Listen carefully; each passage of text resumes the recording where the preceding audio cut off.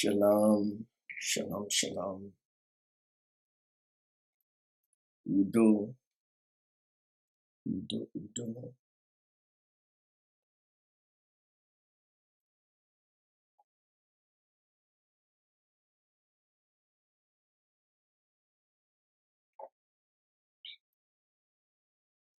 Udo, udo, udo. Udo, udo, udo, udo, udo, udo. Mama, mama, mama.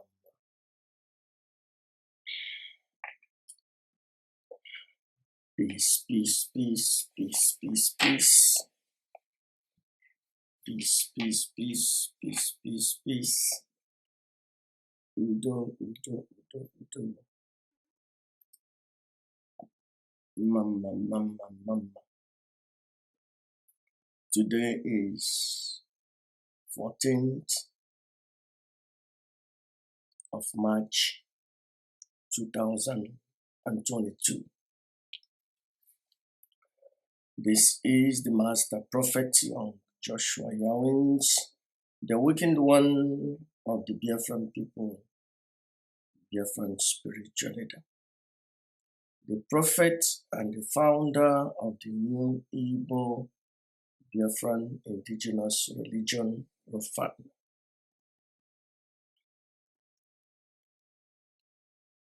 This I will be. Before I begin, you have to understand I am not IPOB media warrior.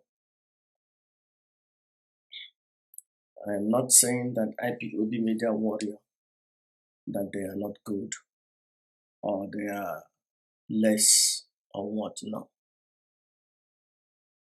And I'm not saying that. I'm a prophet, independent prophet. I am not an IPOB prophet. I am not a private prophet to anybody. I'm independent. I'm one Igbo. And ihe na-eme n'ala Igbo anyị asị onye amụma ọ nọ na tebụl m. And aga m amanye ọnụ. I will not take side. I will just say it the way it is. Ma o mekọtara DOS ma onye o mekọtara.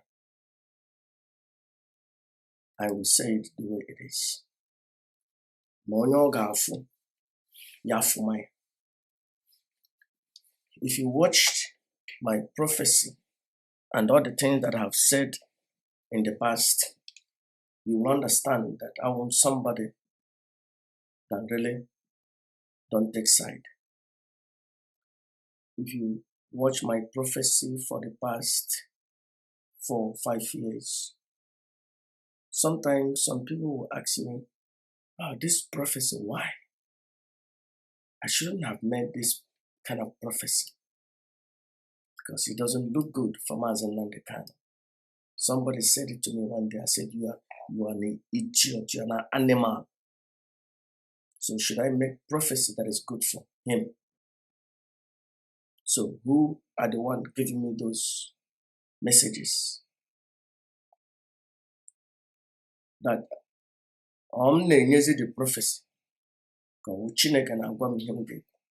So Chineke gwazie m ihe ma achọ otu m ga-eji ịpịkọta ya mee ya ka o sutuo mmadụ. So that means our people are looking for a private, somebody that will be in their pocket. It's not me. And enwere ndị Chineke ga-akpọ ọkụ taa.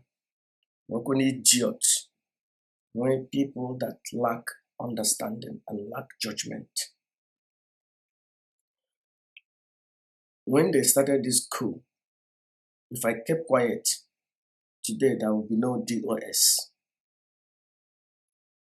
There would have been ESN, Simon Ekpa. And Simon Ekpa would have been the head and in charge of everything. When I destroyed the coup, no media warrior. All of them were saying the same thing, the same talking point with Melofin. The last time I checked, some of them hanging a hope, Nehego, Zuchin Horn, where hang Panagan her asylum. Some near her hand, near her telephone, near her recharge card, Ziga her software. Some one day a bribe reach out to their counterparts. Because those people let you know, oh, this person must be telling us the truth. And they follow them sheepishly. And I was the only one talking at that time. And they said so many things. And these people that said so many things at me are the people who say that they love Mazi Kalu dearly. But they didn't understand where I was coming from. As onye amụma, o nwere ihe m nọga. Bịakwukwo na Chineke mere ebere nye m hard copy evidence. Those evidence were not given to me by Kanunta. Were not given to me by any of Mazi Kanu's family members. It was given to me by an outsider. Elere m anya na those documents wepụ ihe ndị ga-destroy DOS, were ihe ndị ga-destroy the enemies, on which the enemy, I made judgment that the enemy at that time would be Madam Oyibo and Melofin, and that my judgment was right. And today, all of you have seen that that judgment that I made was perfect. N'ime the documents that was given to me, voice recording that was given to me, a lot of people were implicated. But I chose how to, and what to, and where to go. If somebody can go to Chukwokika Abiyama and ask Chukwokika Abiyama, do you have confidence in Master Prophet giving him a message? I think Chukwokika Abiyama would say, I have confidence in him 80%, or maybe 90 or more. Because there have not been any word that I declared, and that word created catastrophe. I have understanding and wisdom how to declare what was given to me in a way that I will not cause trouble. The whole people who named those documents in the destroyer, the coup, none of them that I have mentioned in them. So, another thing to give to me, they will give me.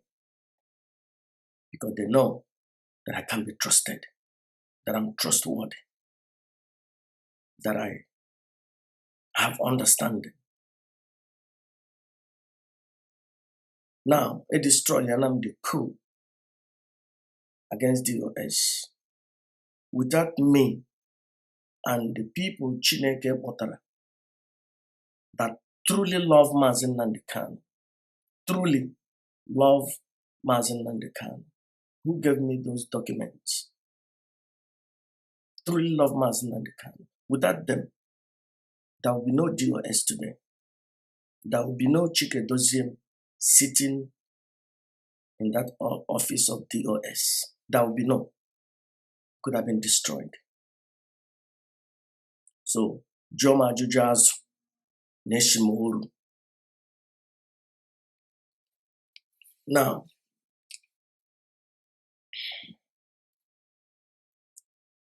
nwere ihe na-aga on right now.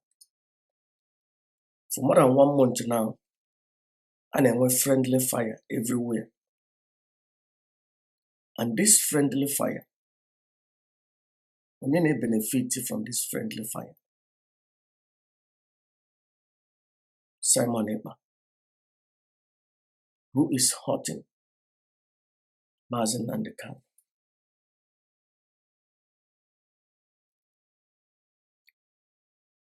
Why?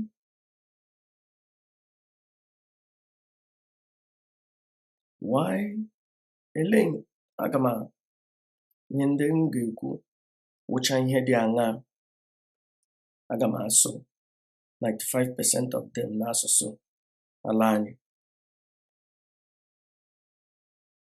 Maka chọrọ m ka ndị ebe anyị nọ nye m. Ka ihe mere anyị ji na-enwe all this proxy war. Ka ihe mere anyị ji na-agba onwe anyị egbe n'ụkwụ. Ka ihe mere ni instead the DOS ga na-esi ike, Simon Ekpa na-egene ground. Ọ gịnị mere Simon Ekpa ji na-egene ground among ụmụ nwanyị? Wele ga-asị na the ụmụ nwanyị were rebellious ụmụ nwanyị. But ụmụ nwanyị na-eso Simon Ekpa, most of them are rebellious ones. I have to be honest. Anyị ga-agba onwe anyị eziokwu. Because asonye amụma agamanụ katamasị ụmụ nwanyị niile na-esocha Simon Ekpa. Or agama continue to make that statement. Because I have said it in the past. No one in a rebellious woman. But ilebanya, one or two or three, so she's okay. Because her line now this guy was so now on a DOS. He feel na Simon Ekpa would the place. But the hour from fire to frying pan. And yet we see him when he. And yet we see him when. Actually, the members of DOS, actually, DOS is chic. Because when we remove Uzima, no see from 191. Yes, DOS, womb, I won't DOS. Make a DOS chic. And don't use Remozia how a Joffo, or one age Marco, or somebody that is a family member. Why do I say that? For you not to think, no Joffo Jeremy. Now, why did I point that thing out? What important thing I pointed me out? Kematana, no, a family member of Mazi Nnamdi Kanu, Jirim that Uzi. And even Hajirim that Uzi, Kanunta is Yariakwam that Uzi again. So that means that Kanunta want DOS to succeed.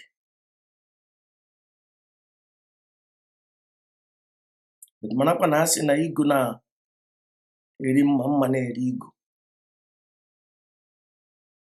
But you have to understand the Lord in the first place.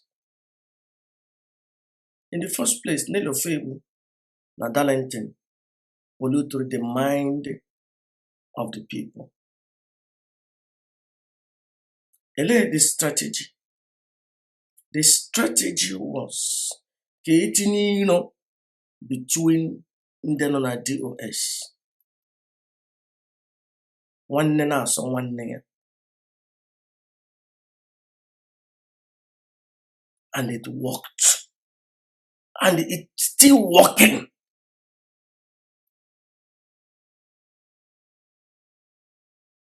All the members of DOS,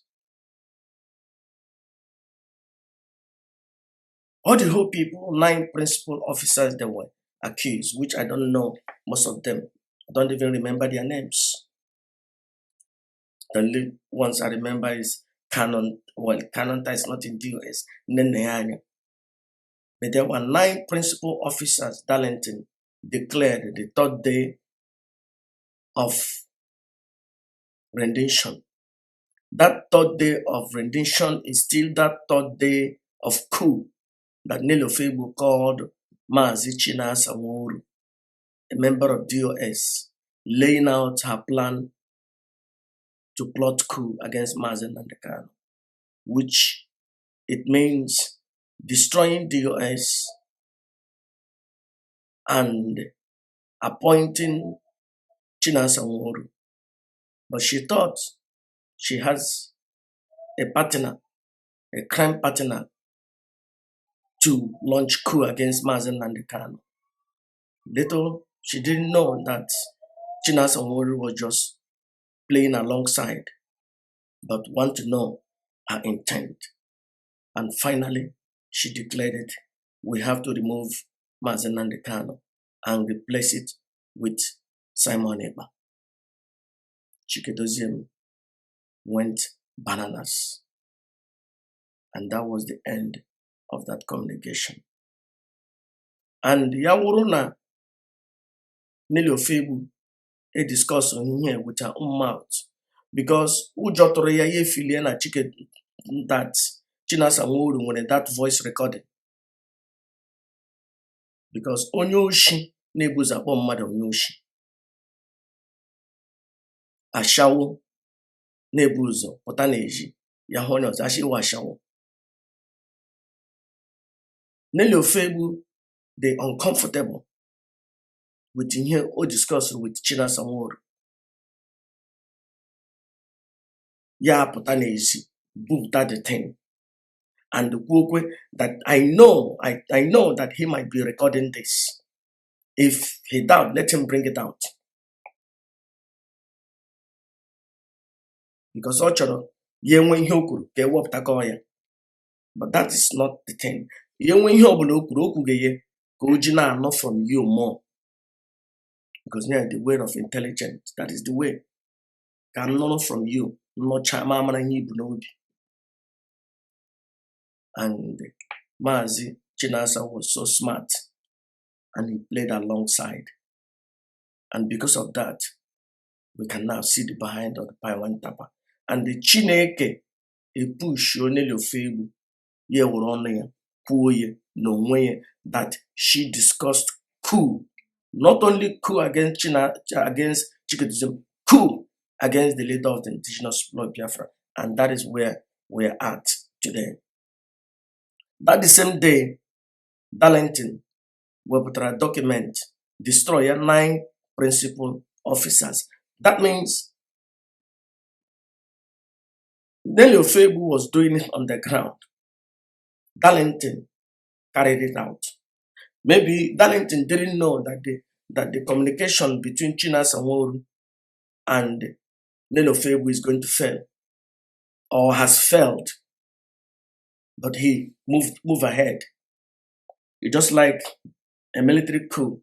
I send there some troops. Ghana State House, Ghana radio, na radio. And when problem na State House, but in the radio, Ghana na radio, they broadcast that they have taken over. That was what happened. Why did I say this? Why did I bring all this out? Or the marker before you move forward, Ghana and Yemen in the past.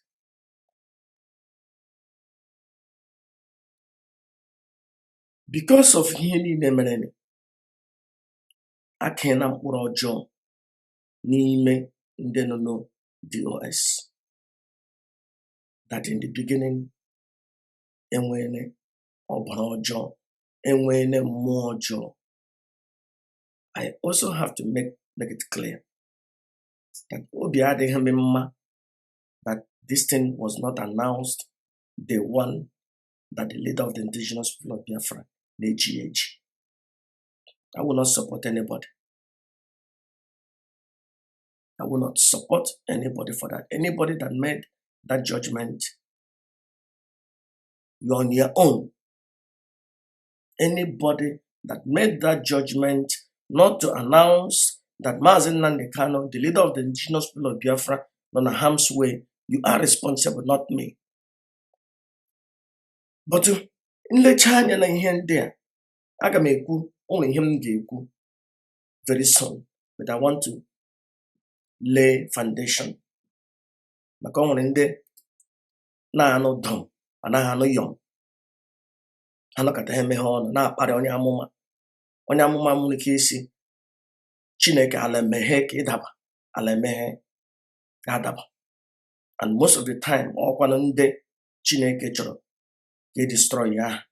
By that time, I put on a master prophet, Majosu Kuoku, the Tenagana Mazi. That's why MG, Metoaka in the beginning, only destroy the coup. Metoaka no more hand again Metoaka. I am happy that the way the capture of the leader of the indigenous people of Biafra, Ezeji handle lawyer. But Osanya Moma, I was happy on the other side. How? Because I would have here in career nomination. Ya wuru na 1 year ago, Darlington and Dotie. Now this idiot will be Holland. And I bought na idiot.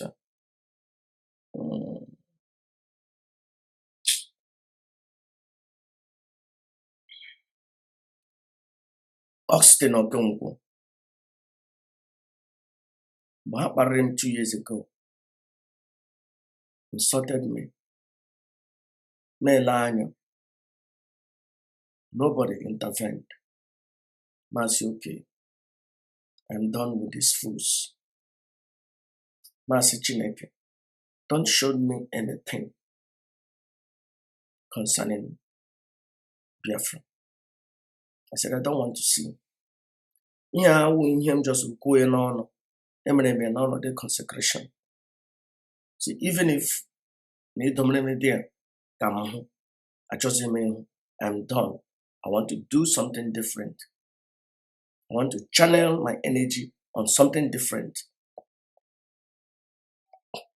And that year may be done something different, which I'm not going to call now. I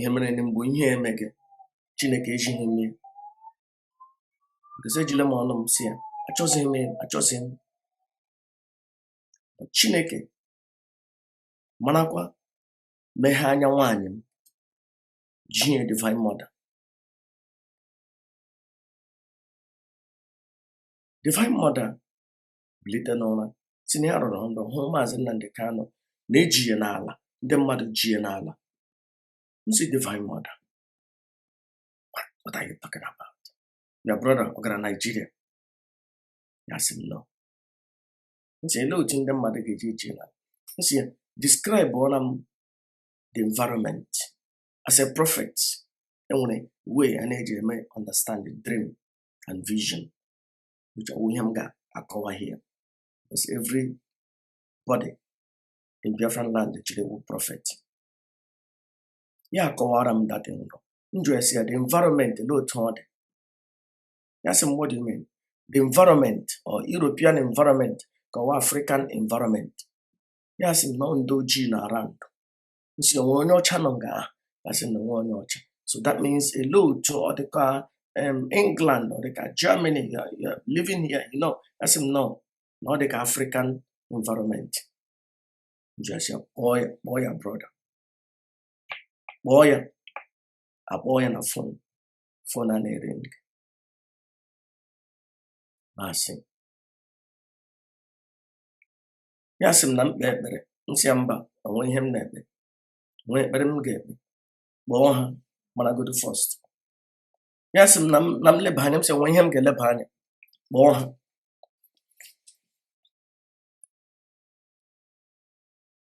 Ya, poor Major Lebanon. Him when I didn't market. I know me. Ya, poor Bokwa Germany. Just only have work. No blessing. Nobody knows. Made Lebhani again. The next day, the same thing come home. Then when a danger.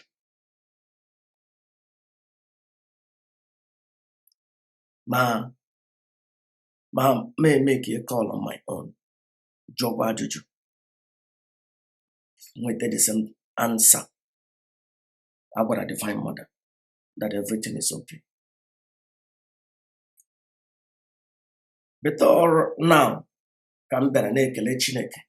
See Chineke. Because I would have been the hated among my people. Ya wuru na Chineke jinim na-ekpe m ekpere 1 year ago. Then Chineke kpuchiene m ihe. Ya wụ na ahụrụ m ya. Agara m iti ihe na social media. Because I come up or somebody privately. Because I don't do that anymore. I have ended 4 years ago, I ended giving people a private prophecy. Any prophecy, I put it on social media because I'm keeping it for posterity's sake. Before my bonya, he treated me already. Because I don't trust people anymore. In your prophecy, the next day has said that they saw it. Or no, a prophet, but they will not call my name. So I trust Facebook and YouTube. I don't trust anybody. So ya won't harm that thing. I can meet you on social media. Maybe by that time I can create a panic. People carry matter. Ya won't age it by that time. Maybe ya won't age the things gotta change, but ya won't age by that time. You might hear carry many. 3 things carry me. Either already around ndị Biafra, ndị IPOB, I got demonstrate here na Kenya, ebe ha eji release here, number 1. Or because of ndị eji in a secret location amatala na achọ ya achọ. Either ha egbuo or one finally zoo anọ ya the day 1 or day 2 bịazie bịa kpọrọ ya. Those 2 things, you people would have been calling me, destroying my name, insulting me. And any one of you gotta ikwete, no, Chineke bramia. No guys, maybe none from Kanunta. Or maybe none of information. I would have been hated. Finally, make a late Chineke to Chineke to whoop from this chaos. I'm so grateful. I'm so grateful. But I'm not happy that it was not announced. Because if it was announced, I think the chaos with DOS wouldn't have been there. Now, having said that, let me move on. You have to understand that the whole 3 months or 4 months from that day of rendition, there were basically 3 people that maybe most Kanunta, Neneyanya, CarolinaOkraf, these 3 people. And finally, they extended this thing to family Mazi Kanu. Until today, they are doing it. Mimo be some people who know even on the side of Umwani Highway, at the side of Simon Epa. Mimo be some people who know on this side of DOS. Some of them still harbor all those propaganda in their heart, as if those things were true. Some of them has not still forgiven Kanunta. But if you look on the other side, you say forgiving, or Kanunta should forgive them for spoiling his name. Because he said he has a reason for not sharing it. Because of Amandenes. because of confidentiality. Sorry. Because they thought they will control, they will handle the situation, but it didn't work out.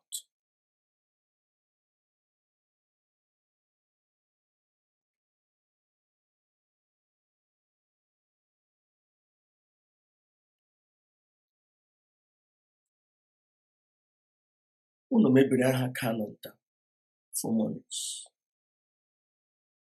More especially, we talked about him on Radio Biafra. You people had a secret meeting with Umuani Highway. Talked about Kanunta. Talked with the coup plotters. Talked with those who were trying to destroy the US. Talking with them about the family members of Mazi Kanunta, which should not happen. But all those things has happened. It is a history. We have it. But let's move forward. What important in our Trumaka na ihe ndị mere in the past before now ikwu ihe m chiri ikwu. Nsogbu anyị nwere today will result that Kanunta na nne ya anya Chike Edoziem don't talk together. They don't communicate. They don't plan strategy. But let me repeat. Mazi Chike Edoziem Mazi Kanunta and Madam Nene. As a prophet, 2 days ago, I believe that if these three people are united, discuss everything, talk it together, again with friendly fire. Again with friendly fire. Again with friendly fire. Chike Edoziem with the head of DOS. Let's see. Chike Edoziem as the head of DOS. A lawyer. About Chike Edoziem said, Chike Edoziem, Mazi Kanunta akpaha. Ele ihe a ga-eme. Jee kpọta ya doctor. Chike Edoziem said, okay, fine. Enwere a powerful doctor in Switzerland. Ka anyị kpọta ya, or the good, or the powerful, or a good doctor. Chike Edoziem may arrange. He sent that this doctor from Switzerland, one of the best doctor in Europe, because they treat him as an Kanunta. Erute Ezeji ya, akpọ Kanunta.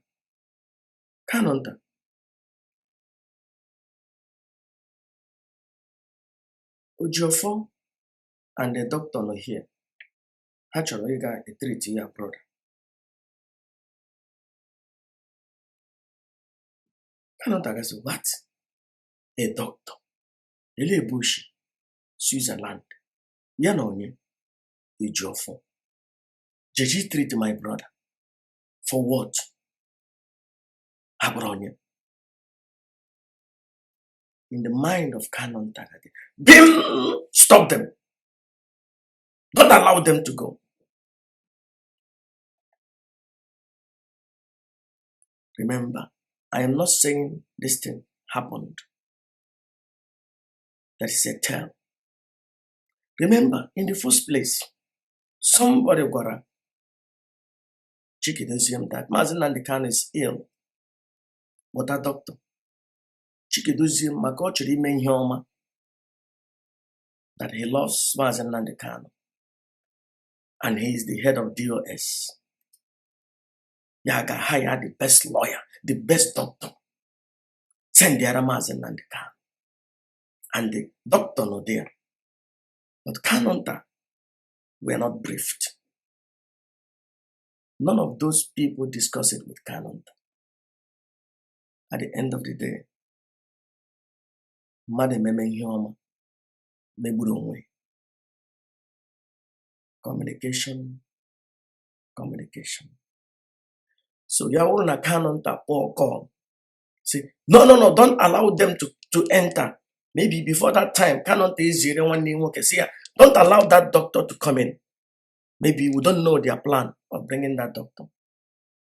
That news will come to the table of Eberima, Simon Eba. Oh, you see today, the criminal DOS has sent a doctor. And we don't know why they're sending this doctor. Maybe they want to kill Mazi and the car. Mother meme hioma. Megbudonwe. Mother no no gaya. No piara gaiman. Why not communicate? Why not immediately that lawyer, maybe Nama, Hapurishi Neja, Apojulu, but again here. Normally the lawyer was Kanunta first. Family. One neck, ozum shiwushi, enyika one neck, disappear. Yawona that lawyer manahi. I'm not saying it happened. Ewe kolegas na mukuru. That's my kawaga akoko. Because I can call him de brief. Before my bata in this issue of changing the name of Mazi Nandekano. There's a lot of idiots are running with it. And they are doing more harm than what we have done already. Yaurona, the lawyer, I see an Mazi Nandekana Paha. First call family. The one that has projected himself, the head of the family, Kanunta. Say, Adia Mama, one day go Kapaha. The lay her game. Maybe Kanunta. Abo Chike Edoziem. As an onion to Abaha. So I will be looking for a good lawyer. Oh, Chika, I want a lawyer. I am one of the best lawyer in Europe. We've been at Switzerland. You're sure, yes, I'm sure. But then we're a lawyer na doctor na Germany. Kindly the best. A chick here. Wow, Chika. You are doctor with the best in Western world. Let's use that doctor. Communication. At the end of the day, I say DOS send a doctor to Mazi Nandekano. And where's Onyega Matana Kanunta sent a doctor? Or wanna IPOB, or wanna Chike Edoziem, or wanna DOS. You see, communication. And when any room for Simon Eba to come out and do expose. Communication. Look at this issue of this friendly fire that is burning the house till today. This sit at home. Mazi Nandekano ordered that this sit at home should not be carried out because of lack of communication. Because even in that time, everything was tensed. They saw Kanunta as enemy. Everything were tensed. And none of them but one is you till today.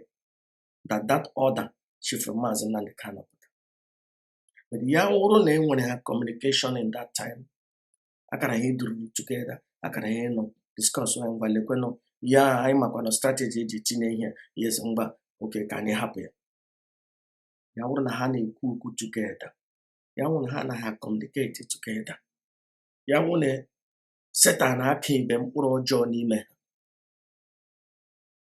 I'm talking about two of them. I'm not taking sides here. I'm not. I really don't care. Yawuna set an arcade them or Johnny me, both of them, Chike Edoziem and Kanunta. They work with that thing. They would have been talking together. Oh, but this sit at home onye ndu sika ahapụ ya. Hey, but I need 18, no. I need to discuss on here. I need many publish, but it doesn't matter. They put the strategy. I just hope I wouldn't enforce, the matter. Yeah, I wouldn't subu. But no, hey, here for no 2 days. Hello, try many. Can you stop or can you make one day? Then after this day, and maybe Kanunta wouldn't have come out and said it stopped. Maybe Edoziem would have finally considered, okay, let's stop it because Onyendu has commanded as the head. Because Onyendu commanded, Edoziem should not do otherwise. But because these two people have no communication, Kanunta emeghị ọzọ, Edoziem emeghị ọzọ. Because of that, we have this chaos today. On the other hand, Kanunta, why you he is carrying order from the leader of the indigenous people of Biafra. Why the other one disobeyed order? So who will you blame? For me, I blame both of them. No communication. Talking to one another. And on him and that thing. Lekweni him and Basara Simon Epa Ekperima. Inye slot. Inye slot awu. Then you get slot na Mazi and the Kano organized here. Then you get slot because Mazi and the Kano man Simon Epa Lekwensu Gabaya Nime. Not Ekwensu Mua Libo. Na Satan Gabaya Nime. Ye me ka nketa wuro nyama ya n'olu mana na Simon Ekpa nwere that kind of thing to trying to take over. Mazi Nnamdi Kanu say, okay, this guy eji moto anya na-ele is not gonna like it, plot to coup. And ihe ahụ Mazi Nnamdi Kanu na-ele n'ime Simon Ekpa was the truth, because from day one they are already planned ka ewepụ Mazi Nnamdi Kanu tinye Simon Ekpa. Day 3 of the rendition.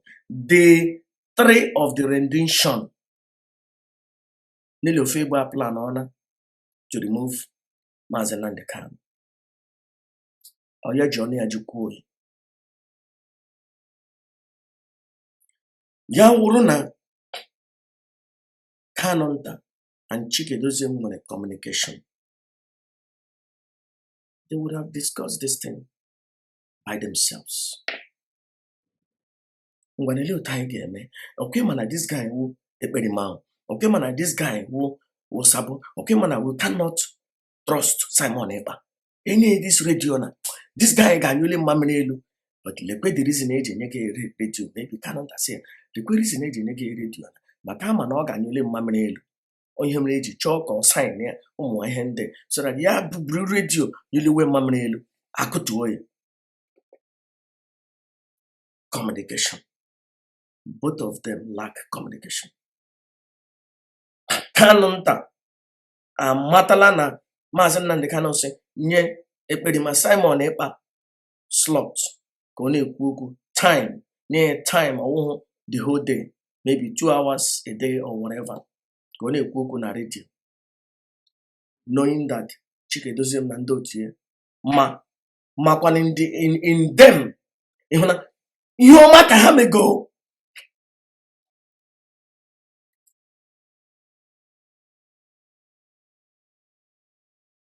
Ihoma, sorry.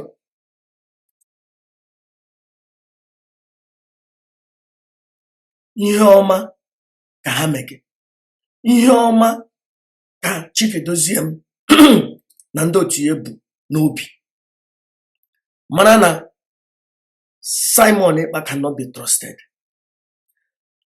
Chinasa Nworu ma na ku aplotiga no ya kachiri ji machine Mazi Nnamdi Kanu. So immediately the news ubira nye Simon Ekpa radio. Chinasa Nworu ga say Chinekie Na lekweni ihe nwaanyị kwuru, lekweni nna ekpekpele. Hey! Because of that, onye ọbụla ga bananas. I said, no, anyị aga-enye this guy radio. Chineke lekwe ihe ha plan ga underground. Obi ha dị mma. Enwere ha obi dị mma. But Kanunta amakwanụ ihe Chinasa Nworu ma.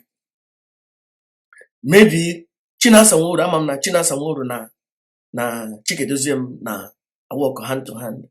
Maybe Chinasa agwala Chika na lekwe ihe nwaanyị gwara m.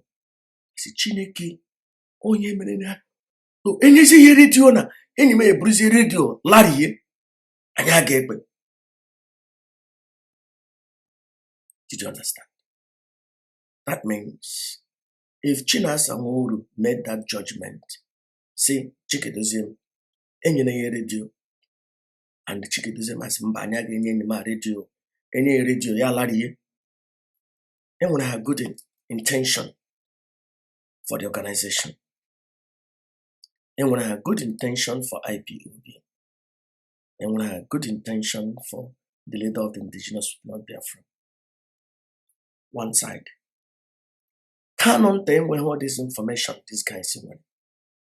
The only information Kanunta nwere wana the leader of the indigenous people of Biafra say, yeah, Simon Ekpa a slot. And for Kanunta, that is an order.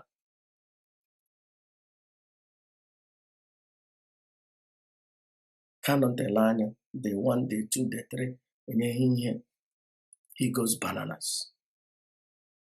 Onweghị information Chinasa Nworu ele onye ka ha sị dị in charge of radio. I think mana ya ekwu n'ukwu agba anyị ma whatever mama ahụ onye ke dị in charge of radio echefuru m ahụ.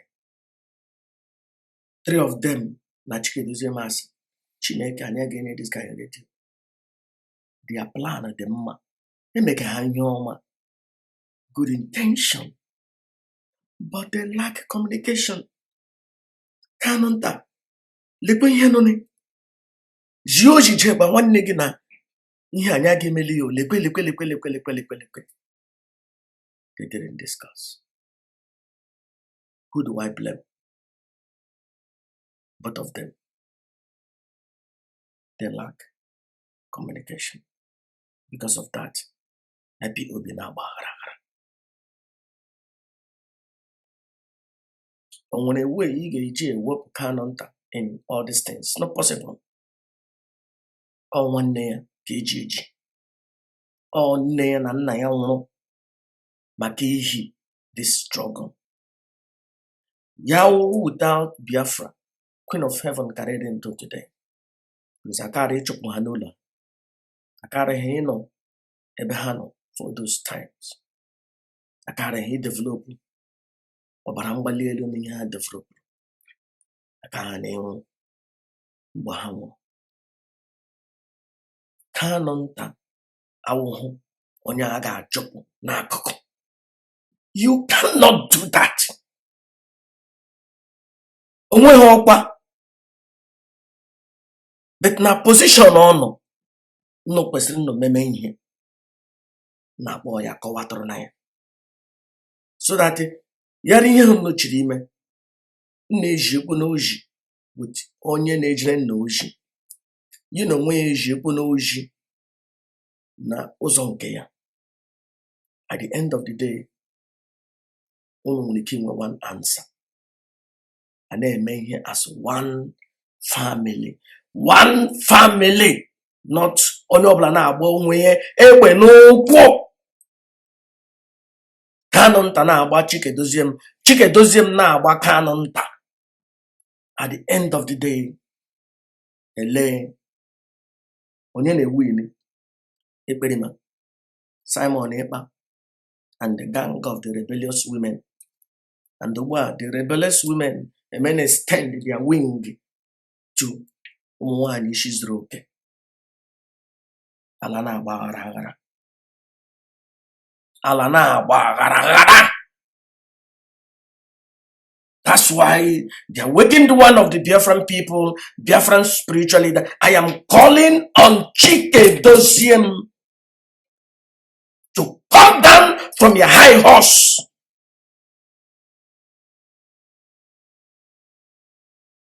and discuss with Kanunta and also with Neneanya. Because when you come down from your high horse, at the end of the day, everything you will announce will be perfect. Everything, any decision you will take will be perfect. Anybody you will fire will be perfect. At the end of the day, you are a good leader. But when this communication, again, with proxy war, and the Perima Simon will be cashing in and growing wings. Instead, again, it will be your day, it will be. Instead of that, again, look higher in the Atlantic Ocean. Simon Epa, now no mansion, it create a radio. At the end of the day, to the detriment of the leader of the indigenous people of Biafra.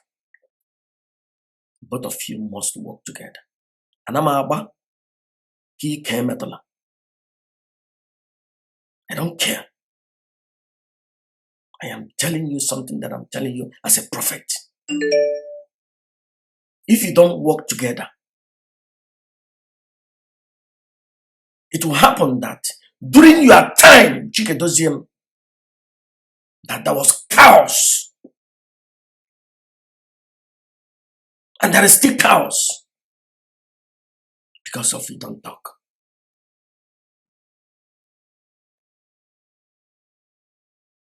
But when you talk, each fool,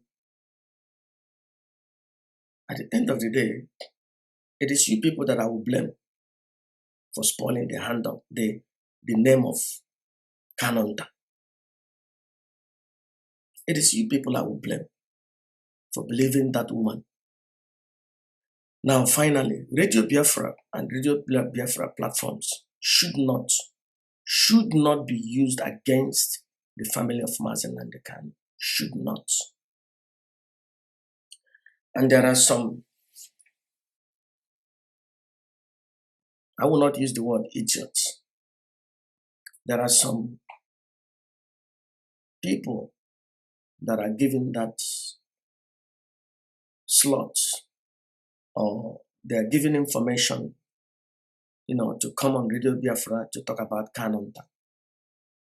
Anytime you talk about Kanunta on Radio Biafra in a negative way, you destroy yourself. You destroy the organization. You make a fool out of yourself. You make a fool out of yourself. You give Simon Epa. I don't like this notification. Okay. Anytime you allow anybody to come on Radio Biafra,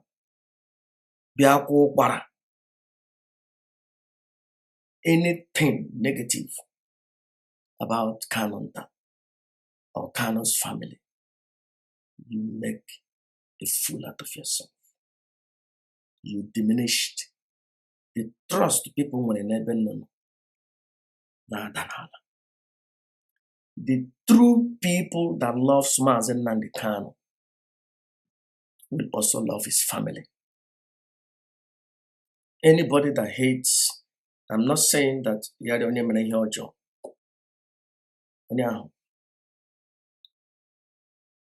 Watch what is the difference between DOS now and all these boys push you into radio nonsense about Kanunta time and time, which they did during the time of coup.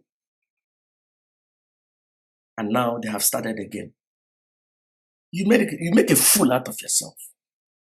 You make a mess of the whole thing. Anybody that truly love Mazi Kanu will also love what Kanunta is doing. I cannot come out here and I said everything Kanunta is doing is right. I will not do that. There are things which you would have done different. I wish I was in a position to advise him. There is a lot of things which I think he would have done different. But things,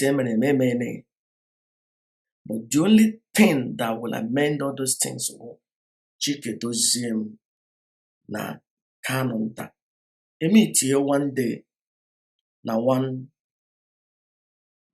beer parlor na Switzerland or Germany. And longer more beer. Discuss or agree to disagree. Disagree. Na nzuzu. Apota outside. Ukuha one. At that time, Mazi Edoziem get shake. DOS get shake.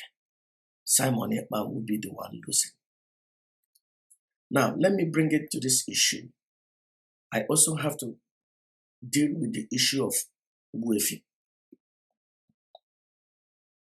As me, as a prophet, as somebody that some people will be red, now pink. The issue of Buefi with the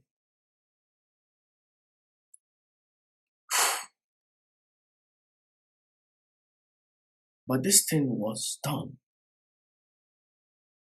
on a kitchen table. Conversation, somebody wanted on a kitchen table. Private conversation.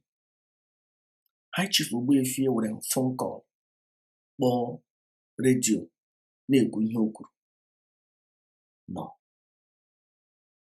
Private conversation should not be something over in a social media. And one of the person tearing here on social media, one of the person now on Radio Biafra athlete. The same friendly fire. The same proxy war. And the information on them with the onya sorry, excuse me. The same proxy war. Well, I don't want to go there. Immediately when they this information that this one trust through Biafran child near this conversation, Biafran child would have buried this information. This information the damaging for Mazi Edoziem. This information the damaging for Chinasa Nwuru. This information the damaging for Buefi. This information the damaging for the woman who worked there. This information the damaging for DOS. This information the damaging for the leader of the indigenous blood Biafra. So at the end of the day, which interest the franchise didn't want to get with information to social media. Yes, at social media KG High Chief Buefi. Because High Chief Buefi works with Kanunta and the Madam Nene. Ke wopo ye, ka suspend ya.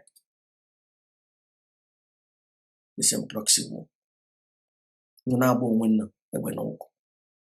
Every time, no name Simon Ekpa talking point.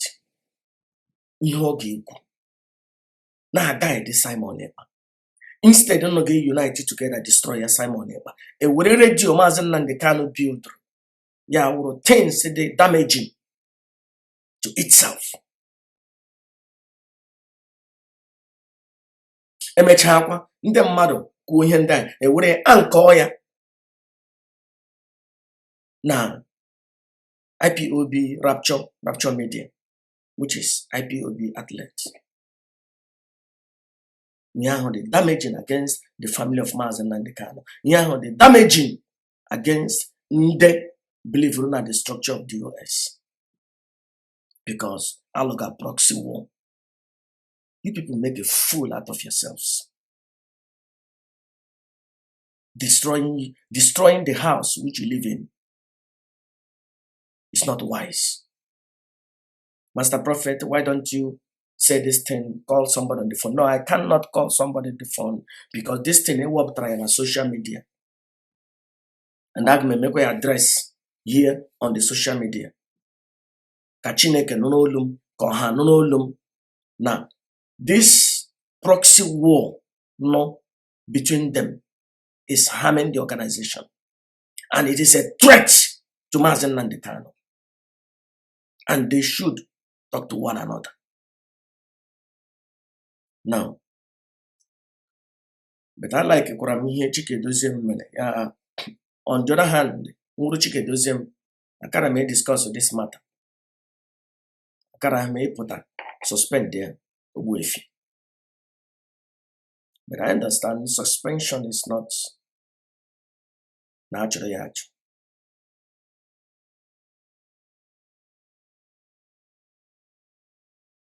Suspension, I won't naturally actual.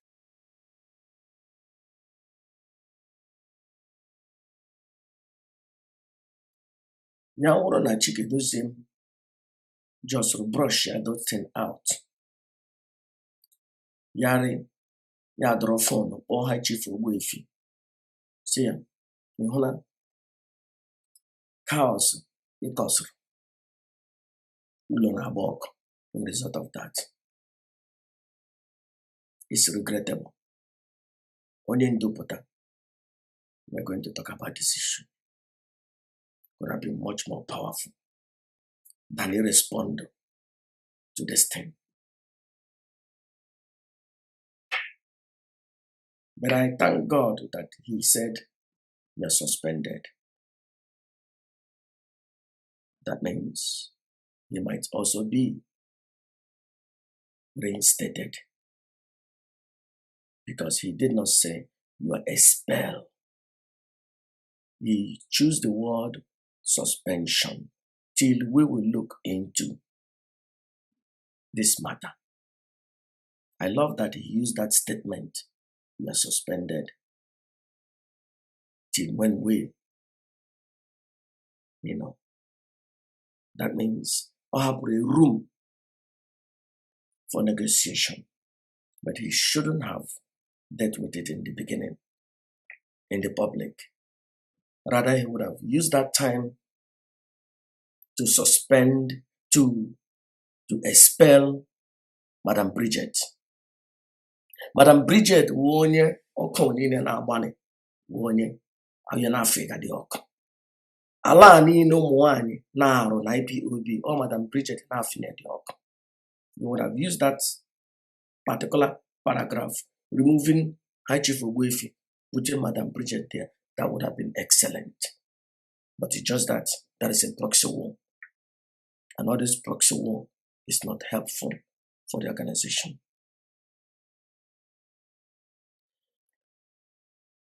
Mr. Ezeji Mazi Ezeji, I think, I don't know, I don't remember, either December or January.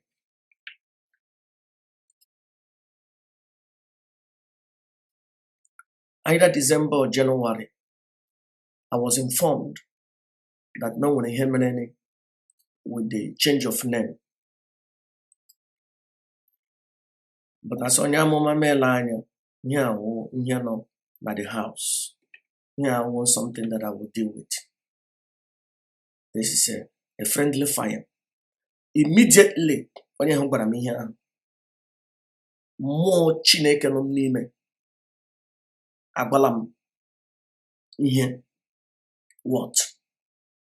Because only the way people need a process is here. Otunji process ya this information in amam January or December. Ya will know January only the first week of January. Ya will know December. Amam go here minute. In fact, that document another me because here then these things should not arise in the first place. Because every friendly fire, you are giving Simon more weapon you are giving him more ammunition to stand for another day. That thing, see, this is not something I'm going to tackle with. This is a mess. This is a friendly fire. It might not be in Andechere. Iwopu Mazi aha Mazi Nnamdi Kanu ka ha dethrone Mazi Nnamdi Kanu. It might be, maybe, emege ya ka eji mejie ihe. Emege ya ka eji mejie ihe. Ihe obi m gwara m. And obi m gwa m ihe, aga m asị gị no mmụọ mmanụ n'ime, or no mmụọ Chineke n'ime. You see, I'm careful. All those pastors that don't hear them say, God spoke to me. God, at the end of the day, nothing spoke to them. All these idiots, and Simon Ebanano, happened as God said, no, all Nelo Febu, Shinakoko, they information, and I prophesy of rubbish. I think only one day, Waleno, may change Mazi Nnamdi Kanu. I think people could remain in the context of Ihona, there is still a friendly fire.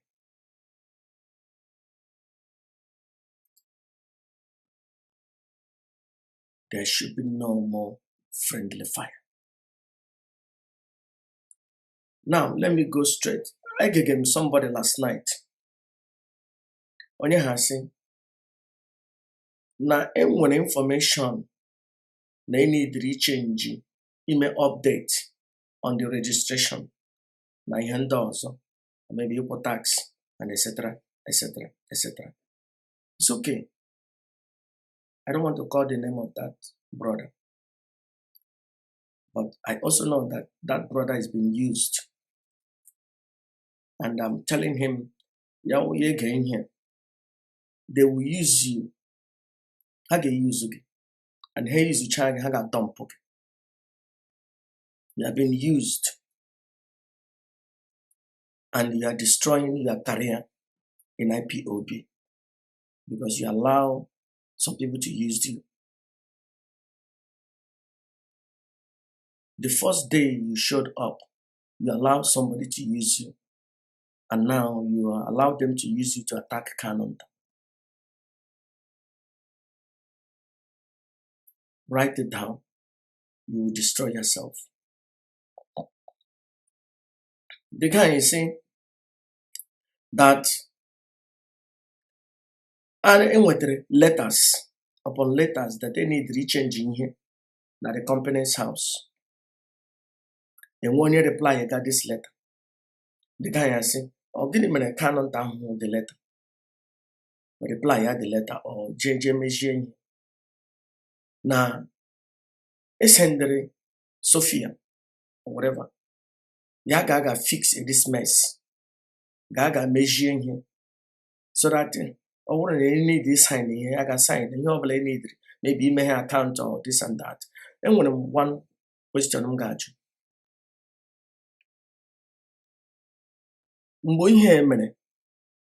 Why don't DOS call Kanunta? Say Kanunta. Only letter in a wete. Many driga banwo. Ah. Or any driga may update or upgrade the radio. I don't know, is it January or December or November? Mbo neli ofebu kuruna umwani highway na very soon na radio Biafra get destroyed. I think around November or December. Now very soon radio Biafra get destroyed.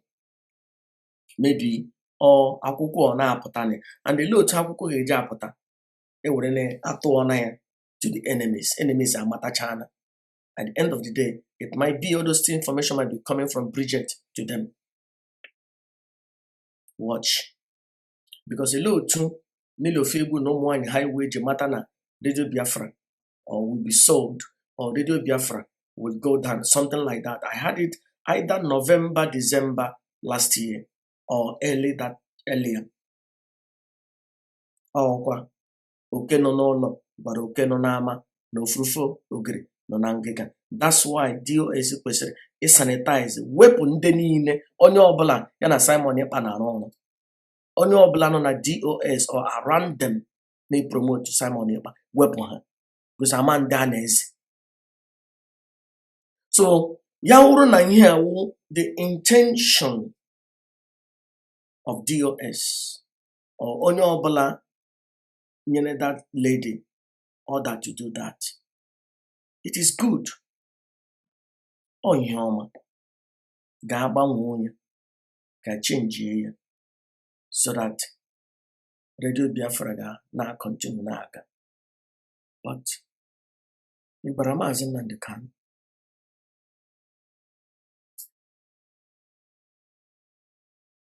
ya wụ na ịgbara ya ele onye ijiri dị oji. He send the lawyer ka o zie Mazi Nnamdi Kanu. Ele aha the lawyer. Ele the lawyer. Mgbe ihe a na-eme, used somebody ahịa wụ Kanu last name.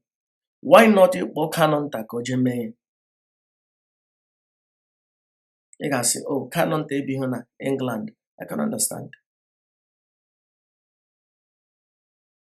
But Kanunta can go and register in England. Before 1 month, he made that thing. He was registered in England once. But I have to go to that area because I'm the way those things in England. But there is somebody being in England, fine. It's good.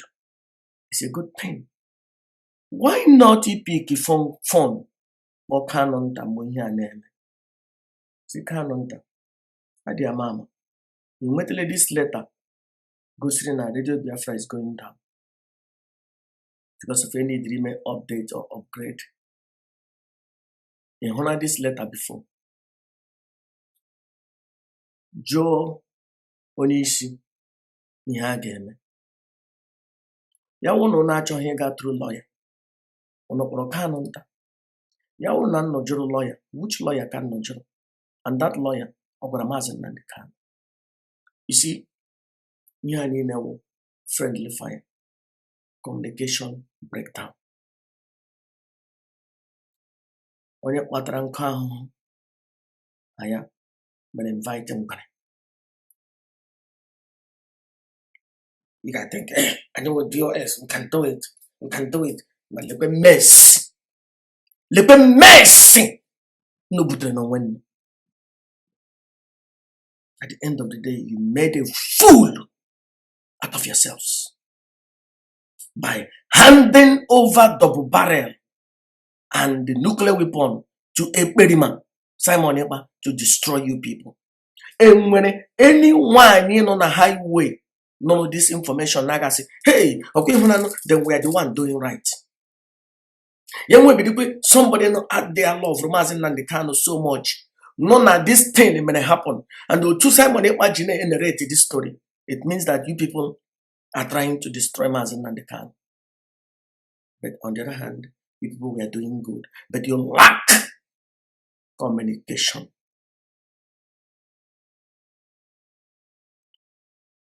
Kanunta in a very unique position, more than all of you people. Though you people are the one on the paper. But when you work with him,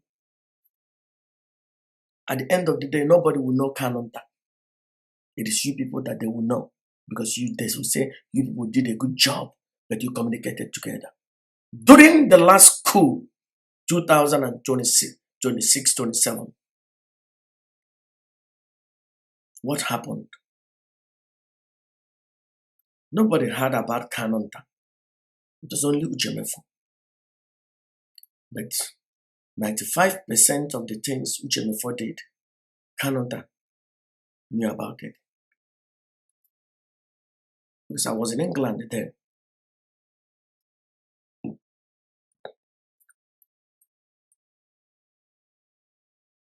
Most of the things Uchemefo did, he discussed with Kanunta. They discussed it.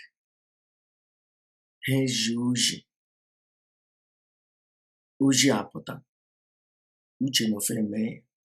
Nobody had all these friendly fires. And if this continue, then I will press forward. Even I will bring it to Chukokikabia Makenwe, acting deputy. I have seen it the other time I declared it. If this friendly fire continues on, then I, the master prophet, I will push it. I may work with the universe. Can the universe may come manifesting? Because here we name the acting director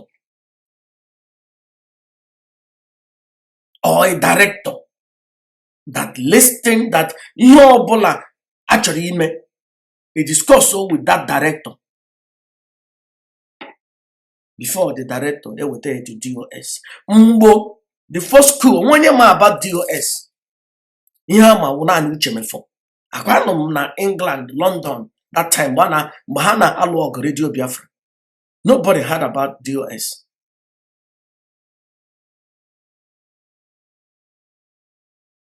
Onani Uchemefo. Uchemefo said, and with the coup plotters.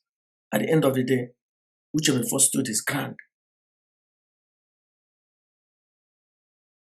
This Egidaga Bozo, this friendly fire continue, then I may push you for acting director so that a reno in DOS hand on the ground.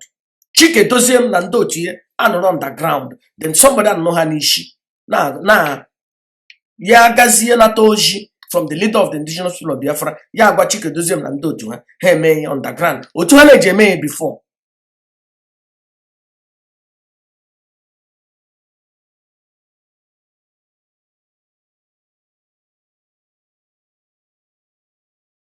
Nye di anayasi ekwulekwule. Ọ ka gị na-eme. Ana m agba ka ike emetụla. Ana m agba ka otele emetụla.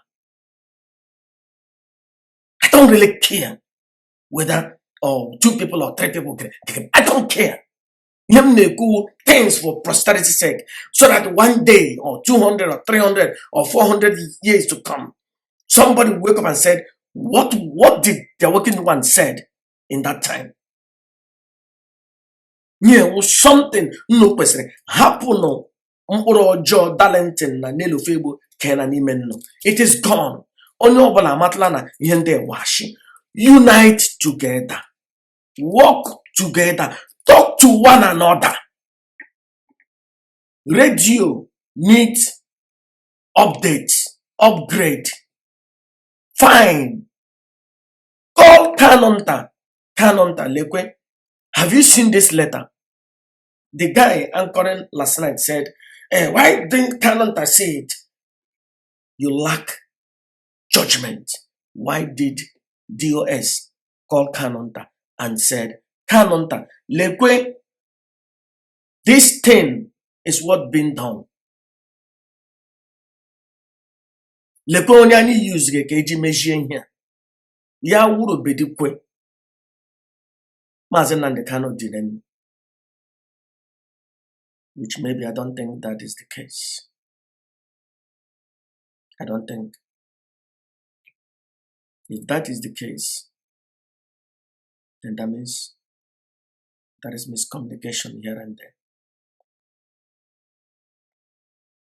Onogwara, what Kanunta dear mama?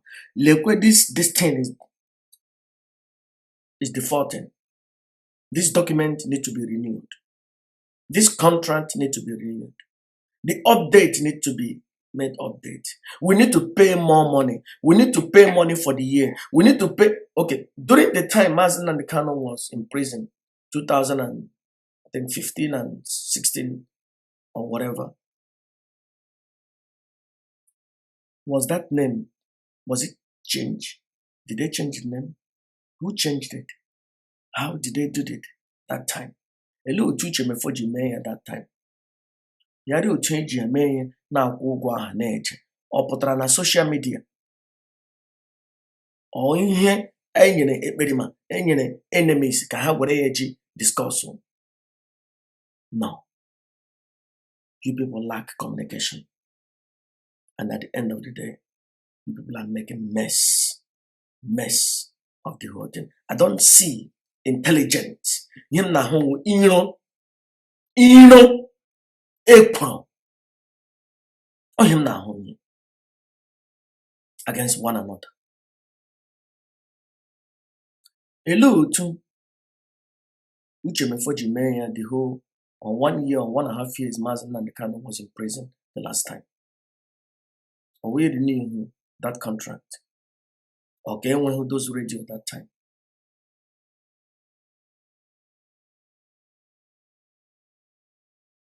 Why don't you discuss this thing with Kanunta? Now,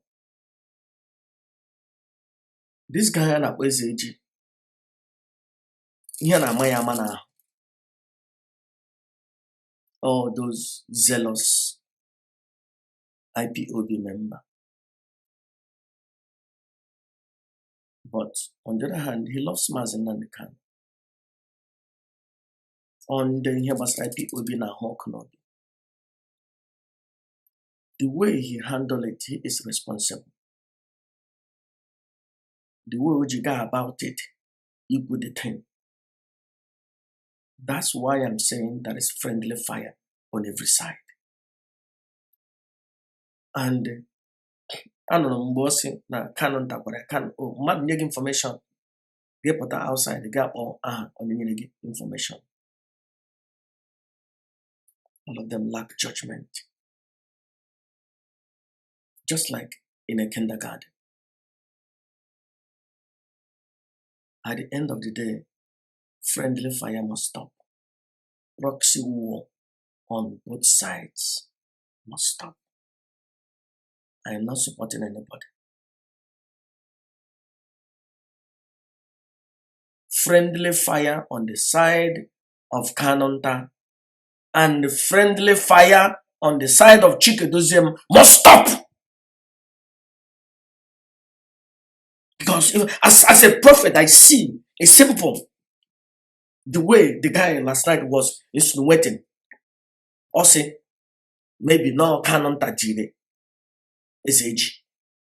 Then that means that is friendly fire. And the ones Edoziem is doing is also friendly fire. At the end of the day, the way he narrated it, that the woman was doing a good thing, yes.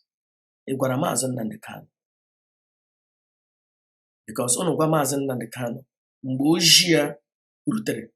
I don't want to.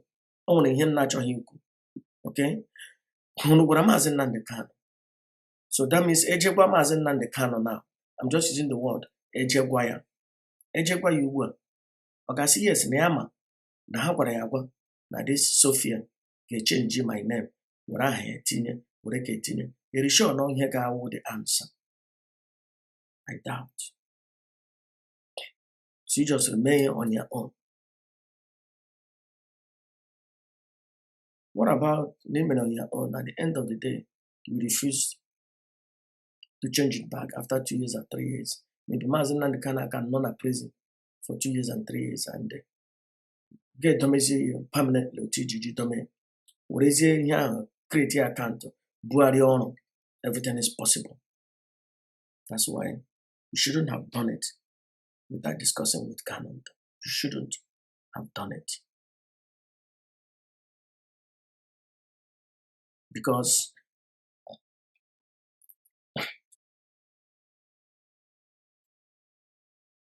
Willy, Rita Eze. I say, eji elu nwanyị ya rika akpọrọ onye akaebe. Or my in-laws and I say, eji elu nwanyị ya rika akpọrọ onye mbawuru. Because ịhụrụ na nwanyị mara mma ka a ga-were nwanyị lụma. Ịkpọghọ onye akaebe, ịkpọghọ onye mbawu. Mgbe i buru ne akpa ahụ, akpa okporoko ahụ bịa tọọ ya n'ụlọ gị, tọkashịa ya, ọka anyụọ, gasị Chineke. But ya wuru na ị kpọrọ onye mbawu, kara gị lechaa anya, jụọ ajụjụ, jụzie ajụjụ ama, you know. Mbonu megenye. You supposed to tell Kanunta. Or when a lawyer Mazi Nnamdi Kanu no gwa. That lawyer only access to Kanunta as well. That lawyer weigh the best interest of Mazi Nnamdi Kanu at heart.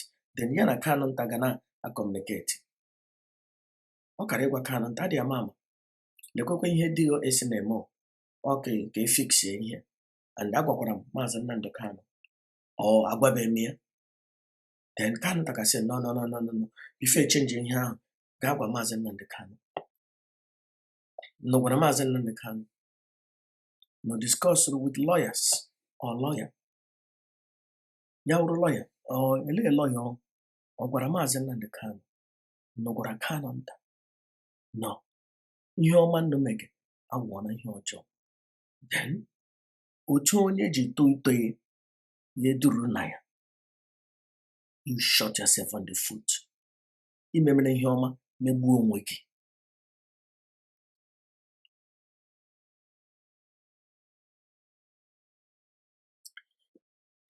Egbupụrụ mmadụ isi. Onye gbupụrụ ya isi agbalaga.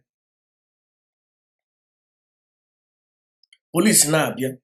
Gele anyị isi onye ahụ na-agbarịrị n'ala kasị chai.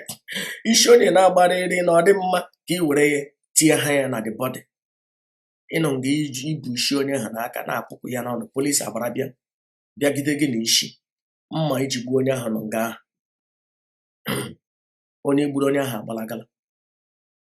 Police buru gị, buru mma, buru isi. Ele n'isi onye butere fingerprint gị na ya. O nwere ihe chi ị ga-eji agọnarị na n'ọgwụ gị gbupụrụ onye isi.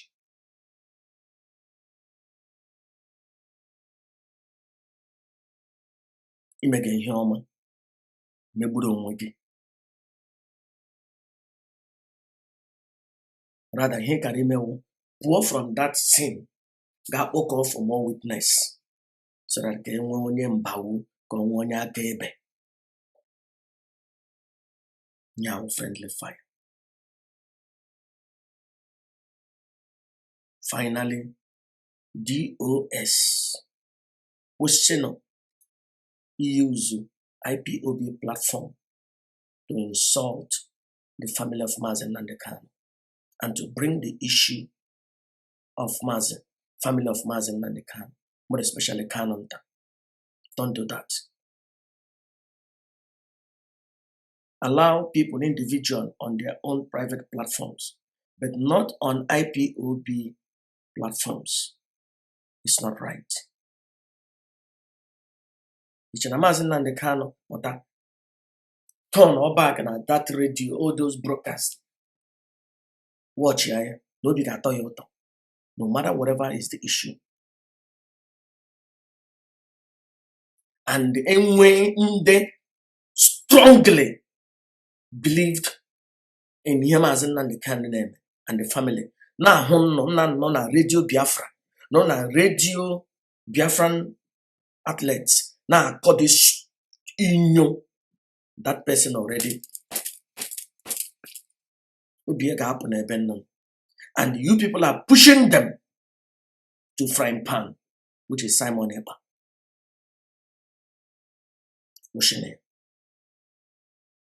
Stop.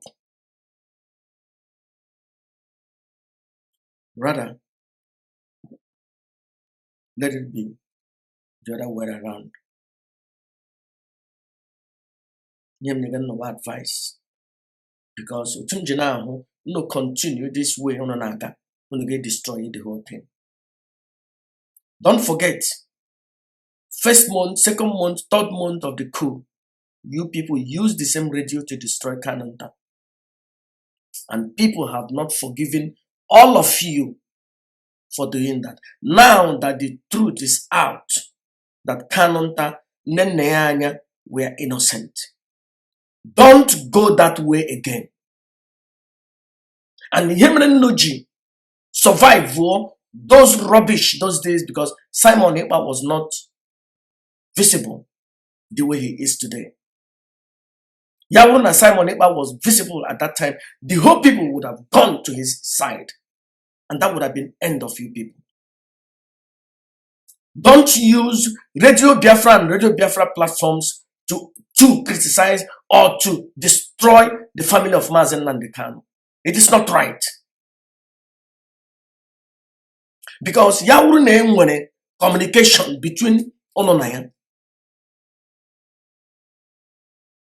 All these things are game. And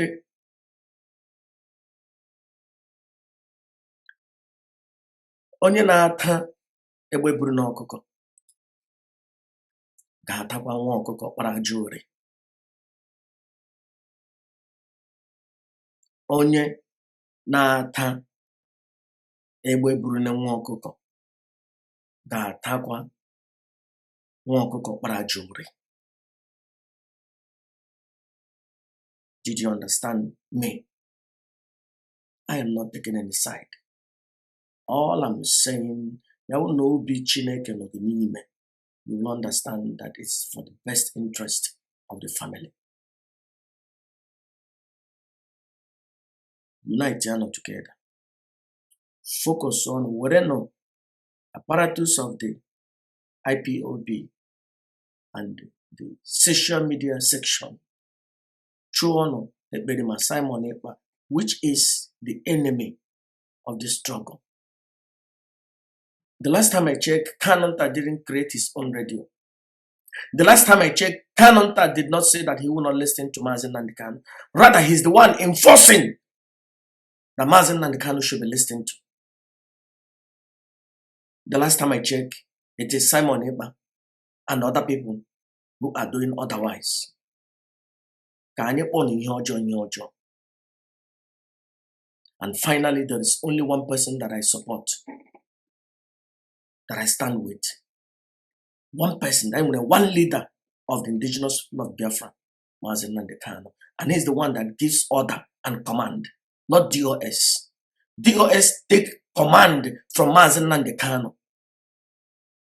Unless Mazi Nnamdi Kanu and Mazi Nnamdi Kanu and Mazi Nnamdi Kanu ne-ekwu Ebobola Mazi Nnamdi Kanu, even a domain 100 feet in dungeon, as long as no ne-ekwu order Mazi Nnamdi Kanu will find out, supersede the orders of DOS.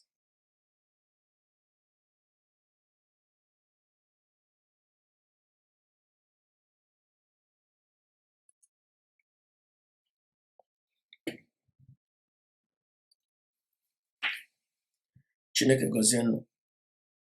Mmadụ emekwala ihe ọma megburu onwe.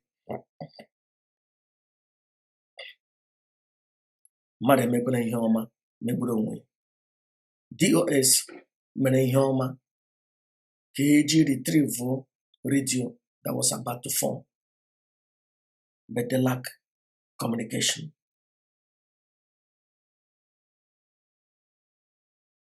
Kanunta dịka otuto toro na Gaiman in this situation.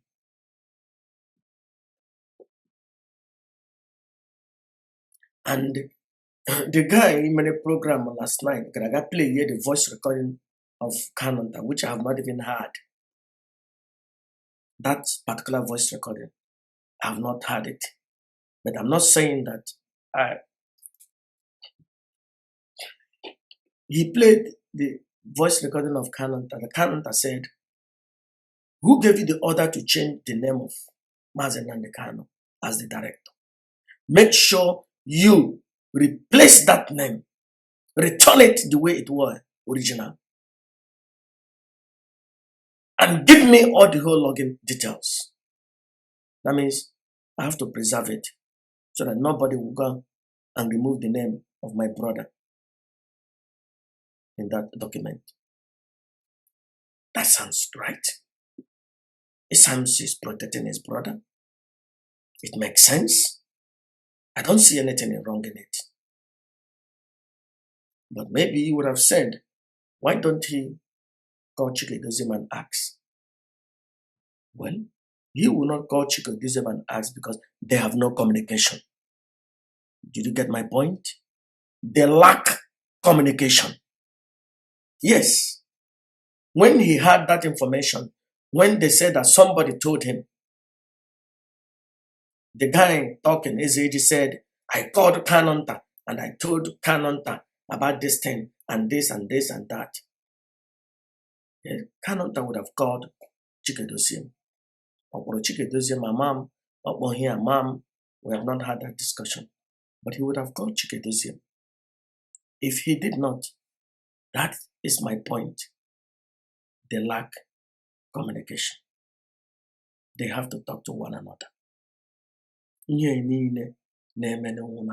don't talk together. Satan ake na mkpụrụ ọjọọ onye ọbụla na-ahụ nwanne ya iro. And here where strategy Nelly Ofebu nwere in the beginning. Ya wụrụ na unite. Then Nelly Ofebu is still winning because strategy ya ka na-arụ ọrụ ike ga mkpụrụ ọjọọ n'ime nnụ niile. Iwere ihe ọjọọ ti n'ime nnụ were isi nnụ kụkọta ya ọnụ everlasting. You people don't talk. You people don't discuss. At the end of the day, it is for the best. At the end of the day, Simon Ekpa is the one winning. And it is unfortunate. It's unfortunate.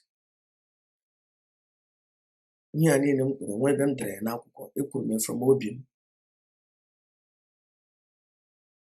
And I hope no one here on some cheerful. Communication, communication, communication.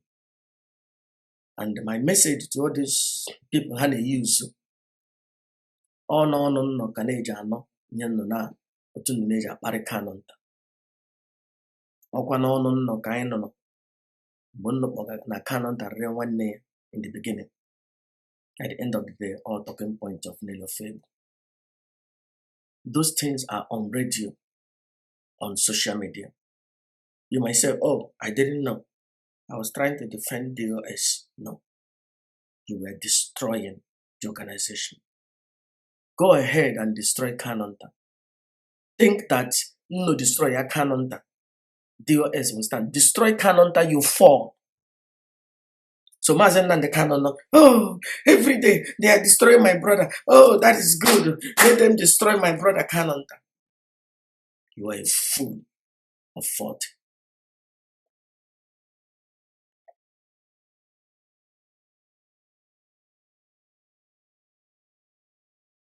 Work together. Work together. Talk to one another. Ihe gara aga Ghana. Allegation eburu before. Chineke mene ikuku ebuone anya ahụ n'ike ọkụkọ that nne ya anya and Kanunta and Caroline Korafu were innocent. Ikuku ebuone anya ahụ na father so trouser. Let it go. Unite together. Work together. Talk to one another. Don't use social platform to talk to one another. DOS. Kanunta is in a strategic position. Talk to him. Madam Neneanya is in a unique strategic position. Talk to her. Work together. Dialogue together.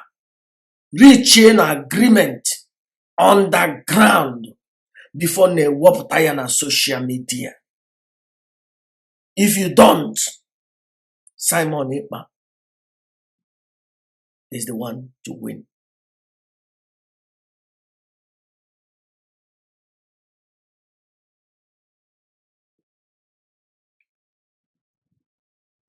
Chineke Gozie, the leader of the indigenous people of Biafra.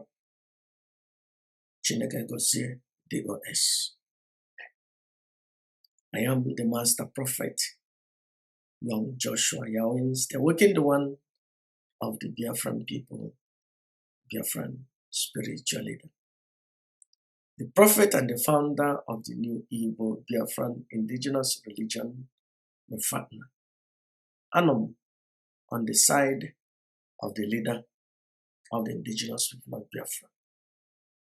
And I will not allow anybody to overthrow him.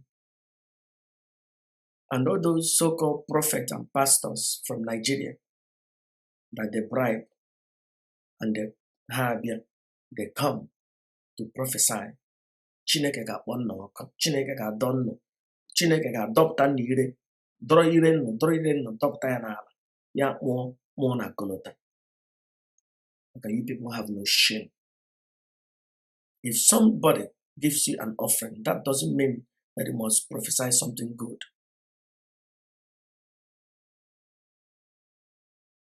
That shows that you people have no dignity. Shame.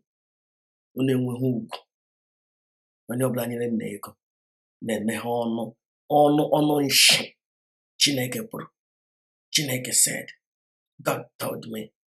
God is interrupting this thing with a prophetic update. At the end of the day, it's rubbish, nonsense.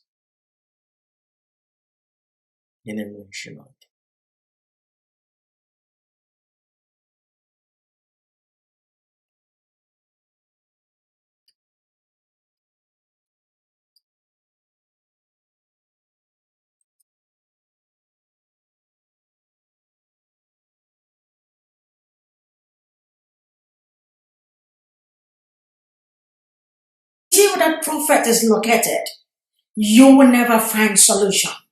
So connect with your prophet today and unlock the purpose of your life. Shalom.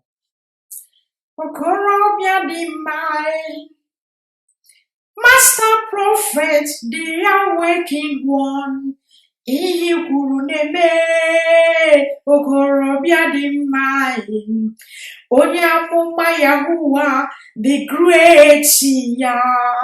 Iyi kwuru neme okorobịa dị mma, Biafra spiritual leader, the awakened one.